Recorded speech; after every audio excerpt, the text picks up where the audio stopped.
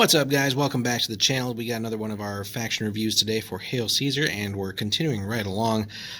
Today we're looking at the late Macedonians. We've had a couple of lists similar, so we've looked at Alexander's Macedon and some of the successor states already, but this is just a late Macedonian list, so representing that mid-3rd through 2nd century BC. So getting into the Antagonids, the Battle of Pydna, Cynocephaly or Cynocephaly, I can't remember which way it's pronounced, but interesting list. So again, a lot of the similarities that we've seen with the previous Alexandrian lists and similar successor type lists, but again with some different wrinkles here as well, and is much more in line with the regular sort of Alexandrian list. So just with some maybe smaller stat changes here and there and availabilities. So infantry still going to be at least a quarter of the army, and again we're excluding skirmishers, and just like before, pikes have to be at least a quarter of that infantry, any flavor of pike basically.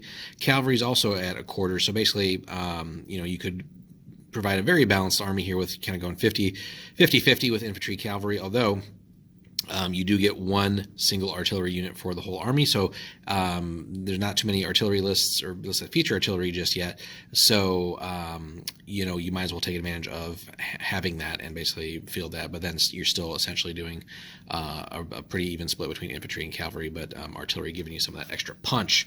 So let's take a look at what you get here. So again, we start off with that phalangite infantry that we've seen over and over again, and it's just a rock solid heavy infantry core to this list. You get phalanx in the basic version, and then you can pay for some upgrades here. So half of them could be veterans, just to represent all the fighting or sort of near constant fighting in the aftermath of Alexander's death, and so this being part of the successors, the Antagonids were one of these successors. But the veterans give you drilled on top of that for 35 points. Again, these are going to be expensive units overall, but again, you're getting like top quality heavy infantry here. And then one single unit can be the guard unit, and again, that will probably be where you want to have your general in that division as well. But phalanx, drilled, and elite, so grand total there of 38 points for that. So then we get in and showing some of the sort of influences and upgrades and changes over time that sort of started coming into the Greek armies here. So you get Thureophoroi, Illyrian or Thracian light infantry with spears or javelins. So again, a step down in just raw stats essentially, but it's a light unit. So keep in mind that's what it's what it's designed for, so don't make it do things that it really can't. So, but it is a normal sized unit there. We can pay downgrades though to take the Thracians or Illyrians with small unit javelins, as is kind of standard for those types of units.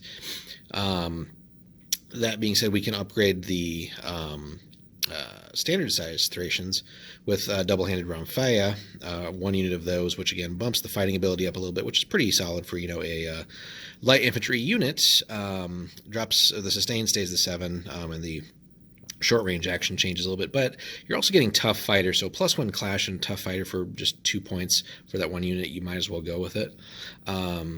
You could also upgrade the Thureophoroi to Thoricatae, which again bumps the fighting ability back up and essentially makes them medium infantry at that point, which even though they're lacking any kind of special rules, is just a solid backup, especially points wise, to the phalangites that are kicking off our sort of general core of the army. We also get an interesting new thing here that the previous Alexandrian list didn't have. That's the Galatian medium infantry warbands with swords and javelins, just one unit of them. And we could also make them naked fanatics if we really wanted to, but again, having just a big old warband that we can chuck on there too, just to sort of scare people with, or if they ignore them, then they're going to get hit by something pretty nasty. But Clash of 9, as we've seen with these warbands, and they're wild fighters. Now, if we bump them up to those naked fanatics, interesting that they also kept the morale save the same there, but we keep wild fighters, we add fanatic and frenzied charge for 4 more points, which, hey, if you're going to go with that one unit, worth considering if you got the points still. Then we get into the skirmishers, so we get our light, our skirmishers with javelins as small units, again, standard across the board that we've seen here over and over again across many varied lists. We do get access to the Cretan skirmishers with bows, so basically Cretan archers as one small unit. You might as well take them. That's like the cream of the crop for archers. Solid long range there, which is, again, the list is overall light on long range action, so between that and the artillery, you are probably it's well advised to take that, and they are marksmen for 13 points, so just a solid bargain there. Then we move on to our cavalry, which is still really, really good. So we have Macedonian, Thracian, or Thessalian medium cavalry with spears and or javelins. So, again, really solid for 30 points. They're drilled, which I can't remember if the companions were drilled way back when, but I'm sure somebody can point out in the comments if you have that handy. But, solid medium cavalry stat there, clash of 8, does drop off, of course, but, really good stuff there, reliable cavalry. And we could upgrade 1 unit to our guard cavalry, which for 5 extra points does seem kind of steep, but we're getting an extra clash, we're getting an extra sustained, which is very respectable, and then elite as well. So really, that's well worth the 5 points for that 1 unit. Then we get sort of just generic Greek cavalry for a little bit more of a discount on top of the regular ones up above, but still 8-5 on the combat there. We also get access to Galatian medium cavalry, and again, just 1 unit of them. So again, another great unit there. So for 1 extra point, we're getting tough fighters. You might as well just take that 1 unit then. That's really cool in a cavalry unit there. Then we bring in our sort of typical sprinkling of Greek light cavalry, which again isn't anything special, but nonetheless has its purpose in our lists. And really 1 unit could be upgraded to Illyrians, which is definitely worth going for, just to have that feigned flight ability, and bring in that tactic. And then lastly, the medium artillery bolt thrower, so 1 unit of them. So, just considering it's the only other long range option in the whole list, you might as well take the 1 unit. However many of those constitute a unit, that's up to you, and I guess depending on how you're deciding to run that. But again, a solid 3 in the long range ability, and just definitely letting you reach out and touch somebody there for 20 points for that unit.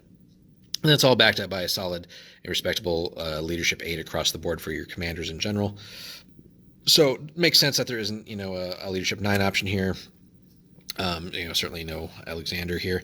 But again, a very solid and diverse list. Again, lots of solid and really just fantastic, honestly, heavy infantry, backed up by some of the newer types of medium to light infantry, which again can give you some different options there. Because again, those phalangite blocks are expensive. That's not a secret there.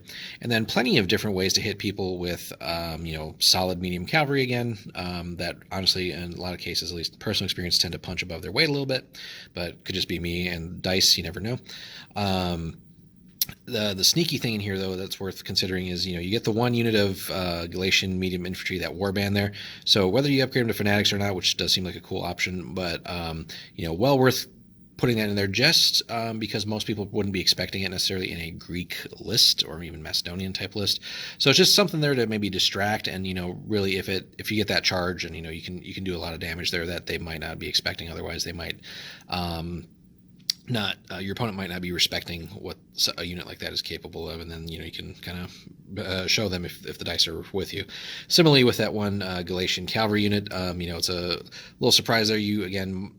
They're probably thinking that all your Greek stuff, your purely Greek stuff, is going to be that higher quality, but these guys do the work. They're not drilled or elite or anything like that, but tough fighters in a cavalry unit's actually kind of cool too. So, and then you got that little surprise that you can sprinkle in there with the bolt thrower, maybe just targeting some of their most valuable units, just to put some damage on there before contact is made.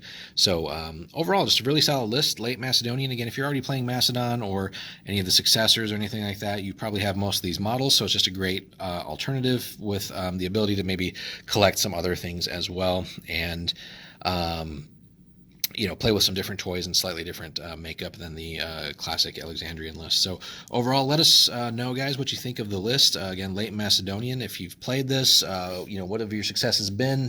Where have you struggled? What kind of lists or opponents have you had those successes or struggles with? And if you've played against this list, what do you find difficult to deal with, or maybe not so difficult to deal with? So let us know in the comments, guys. Be happy to hear from you. Hope you guys enjoyed our review as we continue on our series here. We got quite a bit behind us now, but still so many to go. So let us know, guys. Thanks so much again for stopping by and checking out the channel. We do appreciate each and every one of you. Hope you guys have a wonderful day. Take care.